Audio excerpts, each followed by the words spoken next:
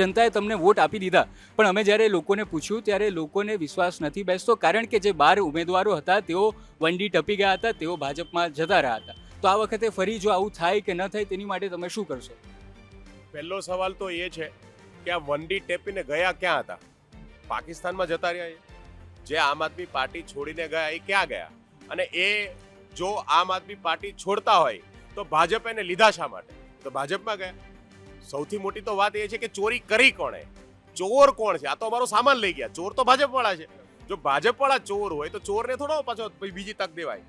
આપણા ઘરમાંથી કોઈ ચોરી કરી જાય એક વસ્તુને તો આપણે બીજા ચોરને એમ કહીએ કે ભાઈ તું બધો સામાન રાખ. પણ આનાથી તમારી પાર્ટીની શાખ જે છે તે ડેમેજ થાય છે. અમે જ્યારે હમણાં જ ચોપાલ કરીને આવ્યા, જનતા પાસે ગયા અને તેઓને આમ આદમી પાર્ટી વિકલ્પ તરીકે જુએ છે, પણ જે 2021માં તમારા પર ડેન્ટ લાગ્યો, જે ઉમેદવારો જતા રહ્યા તેના કારણે એ લોકો વિચારી રહ્યા છે.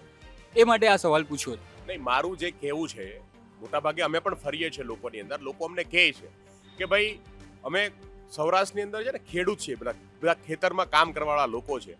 જ્યારે વાવવાની શરૂઆત થાય ને ત્યારે અનેક બીજ વાવતા હોય, ઘણા બીજ ફેલ પણ જાય, પણ એનાથી ખેતી છોડી ના દેવાય. એવી રીતે જ્યારે લોકો વિકલ્પની પસંદગી કરે છે, લોકો સુરતની અંદર, ગુજરાતની અંદર એક નવો વિકલ્પ જોવા માંગે છે, ત્યારે સામે પક્ષ જે ભાજપની હલકાઈ છે, ભાજપ પ્રહાર કરે છે, ભાજપ માત્ર આમ આદમી પાર્ટીના કોર્પોરેટર લઈ ગયા એવું નથી, કોંગ્રેસના કેટલા બધા ધારાસભ્યો આજે સત્તામાં છે ભાજપમાં બેસીને.